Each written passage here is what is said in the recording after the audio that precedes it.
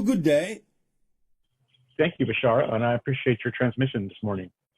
Again, it is our passion and our pleasure. Please speak up. Thank you.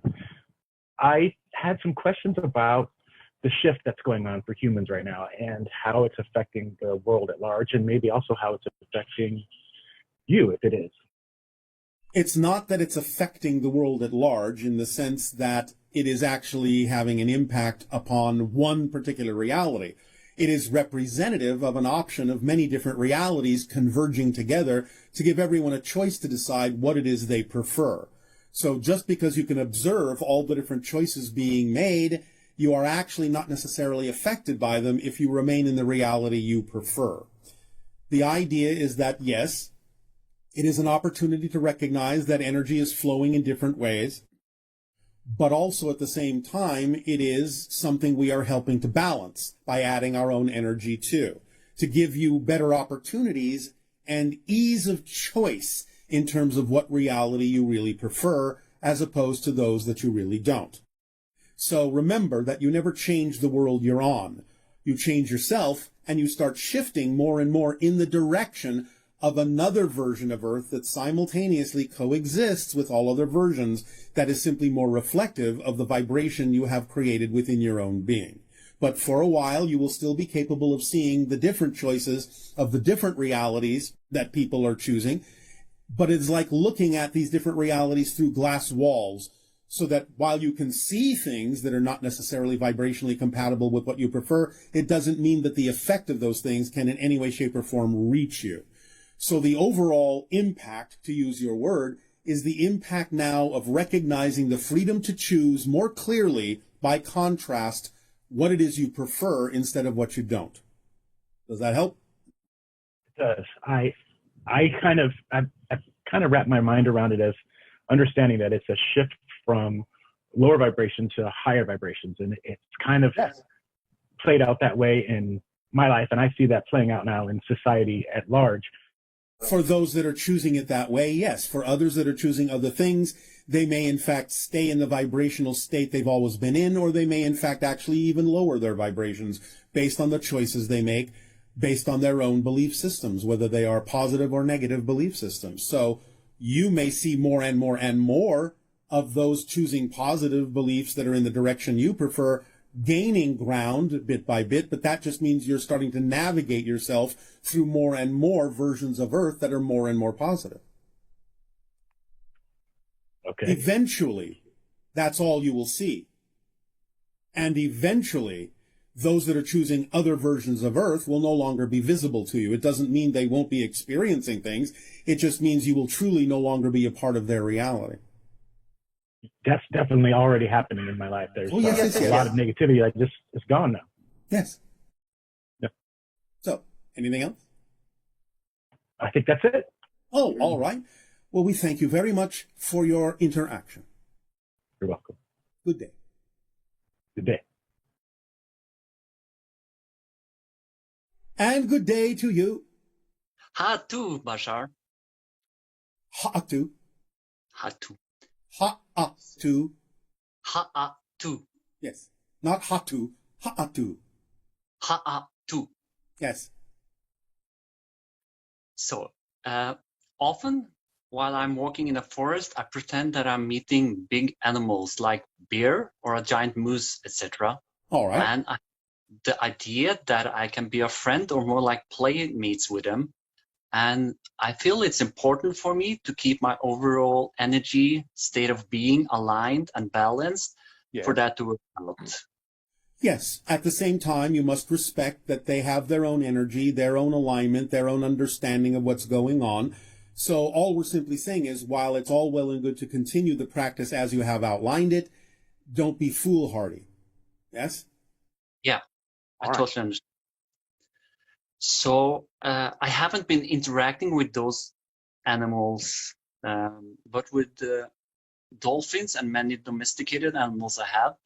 And I feel that this is actually one of the ways that I am preparing for contact with ETs.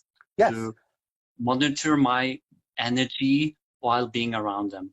Well, yes, absolutely, especially the idea of the dolphin and whale energy, as we have talked about many times, because they are sentient in similar ways to humans, and they are telepathically connected to other extraterrestrial races, especially those connected to your star system of Sirius. So interacting with dolphins and whales is very good practice to be able to allow yourself to acclimatize or acclimate to extraterrestrial frequencies, because the dolphins and whales are already very used to doing that. Yeah, great. Thank you. Yes. Is there other types of animals here on Earth that would be a close representation of Yael or hybrid kids energy that I could play out with, just for fun, of course?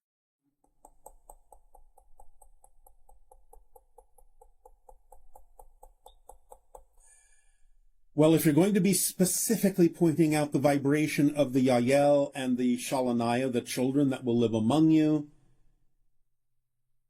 that may be something that no animal on your planet really specifically carries the vibration of, but perhaps, again, some of the dolphin energy will contain that, and here and there, you may find that cats may contain some of that frequency as well, so you can play around with that if you wish. Mm-hmm. Thank you. Yes.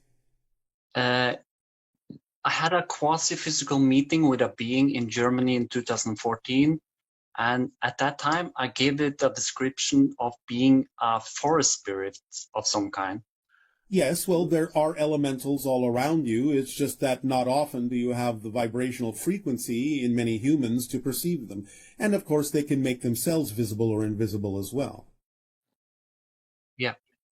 But lately I've been thinking maybe it also could be extraterrestrial being that I met. More elemental. Okay. Rather than extraterrestrial. Now, do remember, elementals may have connections to extra-dimensional and extraterrestrial beings, and you may be picking up on some of the vibration of their connection in meeting an elemental, but what you experienced as we read your energy was more directly simply an elemental spirit. Uh-huh. Is it typical for humans to choose to give a physical form to first meetups with the ETs, more Earth-like? It is not so much that the humans give them that form, it's that very often the ETs will project a form from your own consciousness that you're more comfortable with. Yeah. But could it also be in other cases when we are not comfortable with the energies that we are giving them some animals we are afraid of form as well to run away from, that we wouldn't actually see you as ETs? Yes, and that's why many people report encounters with beings that they remember as owls or deer or things like that, because again, the extraterrestrials understand that you may be frightened, and so they may project telepathically into your mind and draw from your mind a symbol of something that would be similar in quality, but that you wouldn't be afraid to interact with or remember. Great, thank you. Yes.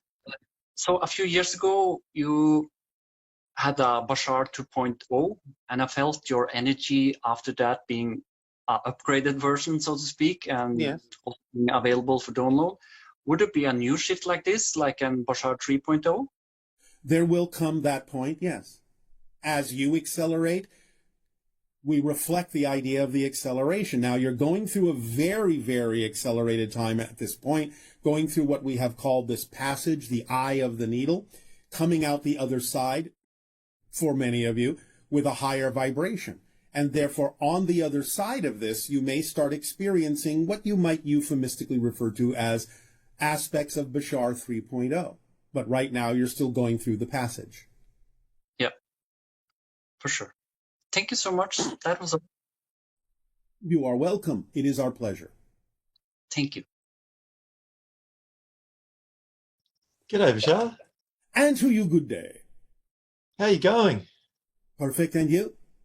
Yeah, going really good. Really excited to chat to you. All right, please begin however you so desire. Hey, yeah, I wanted to ask a few questions. One of the questions was kind of to do with about knowingness. Yes? And you've said before that I think you're referring to us too, but you say you know what you need to know when you need to know it. Yes. Um, You are gaining experience with that idea so that you don't necessarily have to use the concept of memory in the way that you've been using it. You will know through synchronicity exactly what you need to know, exactly at the moment you need to know it. Not a second before, but not a second later. This will become more common as your species accelerates its vibration.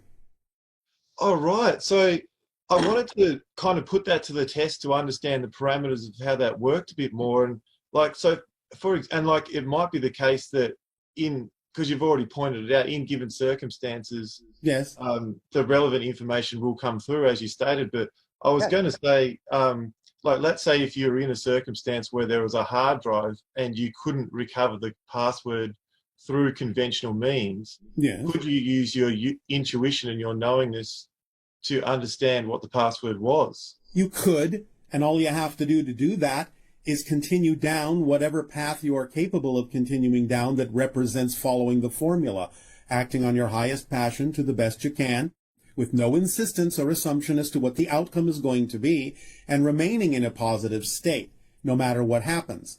That is the state of being that will allow, if it's relevant, you to have that information.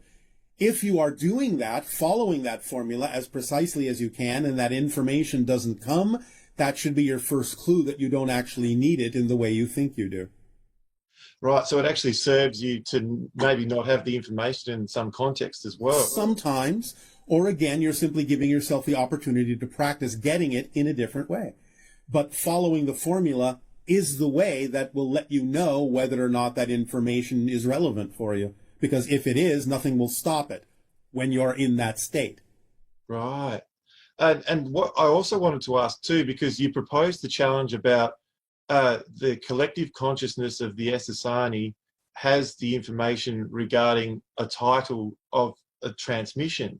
And so I wanted to sort of asking with knowingness as well, what if, does there have to be a reference point of where you're actually tuning in to get the information? Or can you just have a knowingness in general? Like, You can in general, but we have given this idea of this interaction in this way to have a little bit of fun with all of you, to have you play a little bit. So you don't have to focus on it too strongly. Just go with the flow and see what comes up when you think about that idea. For that particular, yeah. Right, because I was thinking about, like, if you had like a circuit board, did you need to be like a stone speaker, so to speak, and understand the mineral consciousness to have that talk to you? We did not offer you an interactive opportunity that would be that difficult.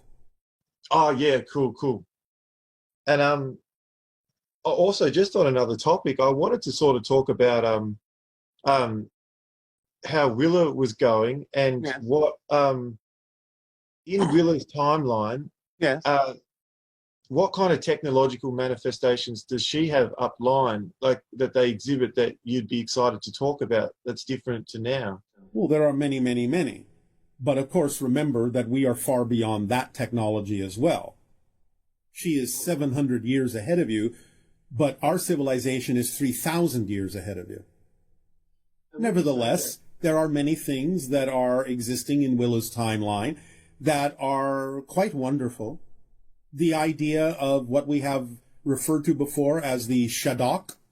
Do you know that or remember that? Can you please re-explain Shadok? It sort of looks loosely like the idea of what you might refer to as your Stonehenge. But as you pass between the upright stones, it's a teleport system that takes people anywhere on the planet in the blink of an eye. Oh, wow. And that takes their physicality there as well? Yes, literally. A teleport system. Whoa. And that's possible? Oh, yes, absolutely. Um, Now, it doesn't operate the way your scientists might think it does. It operates in a very different way. It operates more similarly to the idea we have described about how our spacecraft go from star to star in the blink of an eye. It's a very different principle than what many of your scientists are thinking about at this point. But by Willa's time, they have understood this idea, and have incorporated it into a teleportation system around the planet. And what do they use to facilitate, and what do the Essassani or the Sasanian people use to facilitate? Do you still use electricity, or is there other forms of technology that you use? There are other forms. There are many other forms. We can use sometimes what is called positronic energy. We can utilize what many people on your planet are beginning to refer to as zero-point energy. Now, there can be electrical side effects to many of these things, but it doesn't necessarily mean that only electricity is involved. Is there anything inherently negative about using electricity? Or No, not inherently. It just depends upon the frequencies that you choose to create that determine whether it is in harmony or in dissonance to the vibrations of your bioelectric and biomagnetic fields of your bodies. It's all about resonance. It's all about harmonics. It's not about the thing necessarily itself. It's how you use it. and how has that changed the effects to nature by having teleportation? How has that influenced the planet? Well, again, it is totally in harmony with it because it's using natural principles. It's not a technology that in any way, shape, or form has any detrimental side effects. Oh, right. And is that facilitating greater ability to care for nature or greater... Oh, well, yes, but in Willa's time, remember that they have long since deconstructed and restored the planet to a much more natural state. There is actually, in their understanding of history, after the hybrids land and start living among you, there will literally be, from your point in the future, but from their point in the past, there will literally be a period of time referred to as deconstruction and restoration of the planet. Yeah, that's really exciting and amazing. Yes. Well, maybe sort of slightly related to this, I wanted to ask, do hybrid... how could that look that, so we are as we are now, and then we could possibly moving into the 6 hybrid race? That will happen eventually, yes. Willa is in the process of that. Her time period is in the process of becoming the 6th hybrid race, much farther along than what you are right now. Oh, right. And do they utilize, there was a questioner that came on, I think last year, and he, you and him had a discussion about mathematics with geometric shapes. Yes, we interpret the idea of scientific principles more through the idea of geometric symbols rather than through the idea that you use of mathematical notation. And it sounded very advantageous. You was talking about a tetrahedron and that you could actually do physics in a greater way. And I was wondering if, do hybrid children, are they taught mathematics with geometric shapes, or are they... They're taught many different things, and again, because they have to blend into your society, it might be to their advantage for some of them to be excited about learning mathematical notation. Others may be more excited about the geometric form, and others may be more excited about other forms from other cultures as well. So it just depends upon the proclivity of the particular hybrid child as to what they are attracted to by acting on their passion. And so is that all being... I mean, there could be lots of beings involved in this orchestration. Is that Which orchestration are you referring to? The hybridization agenda? Yeah, or the teaching as well. So you've stated that the first ones will be the Yael. Is it that? No. The Yael will be the first hybrids that might make open contact with Earth, but the Shalanaya are the hybrid children that will eventually come to live among you physically on the Earth. Shalanaya. And are they, so is that the genetics of our current human society? Is that, what's that mixed with? Or? The Greys, which are other mutated humans, and a smattering of other extraterrestrial beings throughout the cosmos.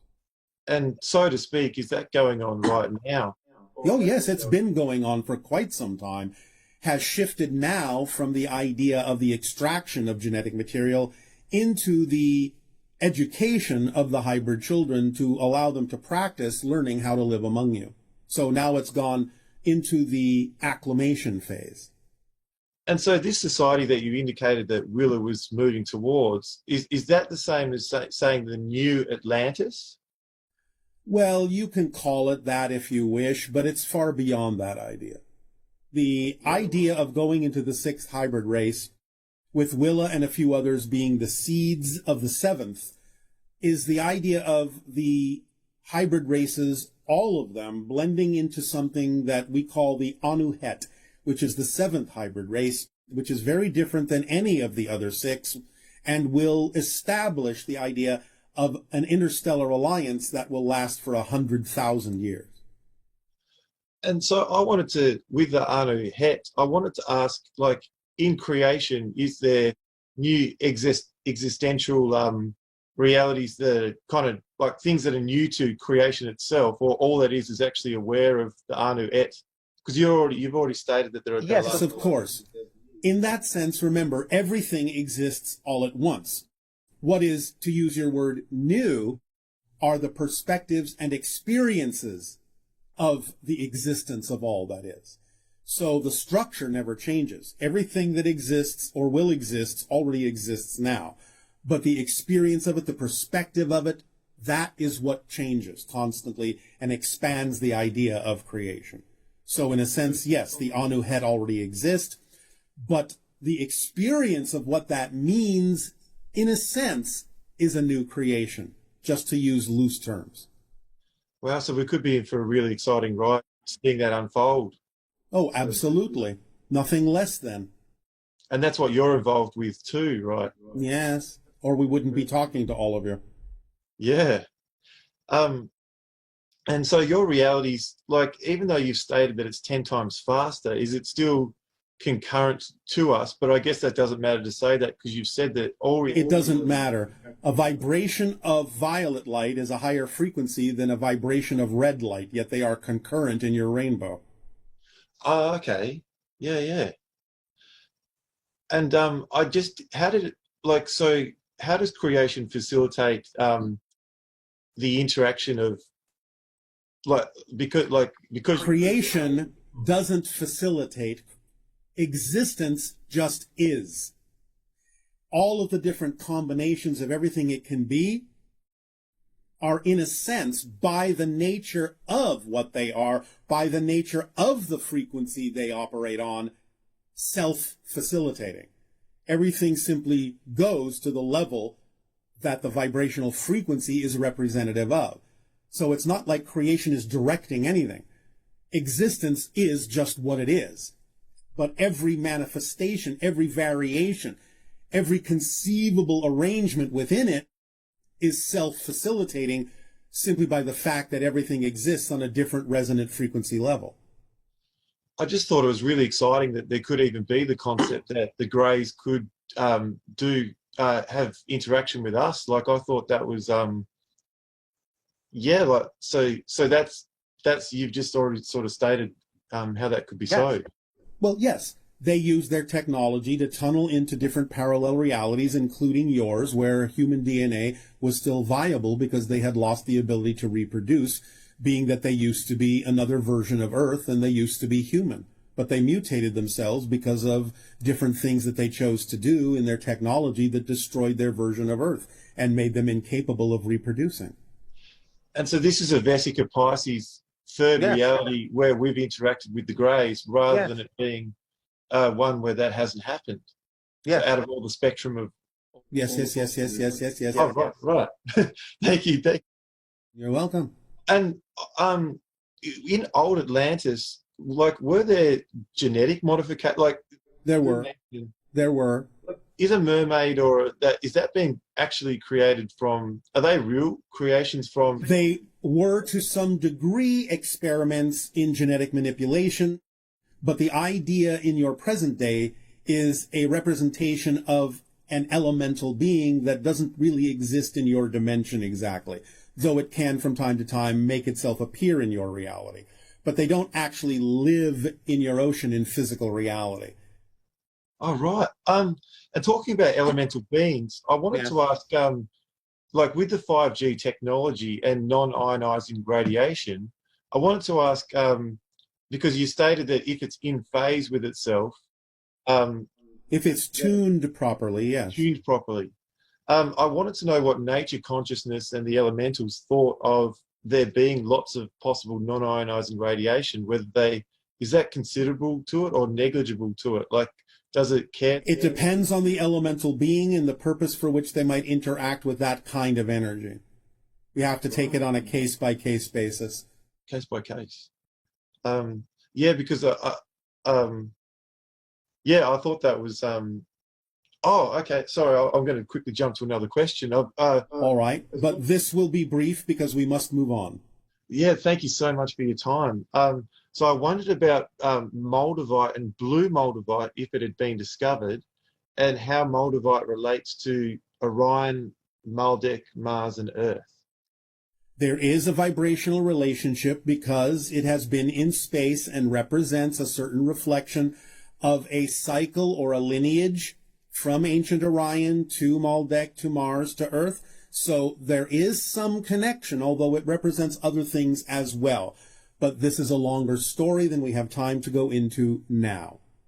No problems. And thank you so much for this manifestation and chatting with you. It's been a real honor. It is our passion and our pleasure. We thank you. Good day. Good day. Highest and best. Aveo.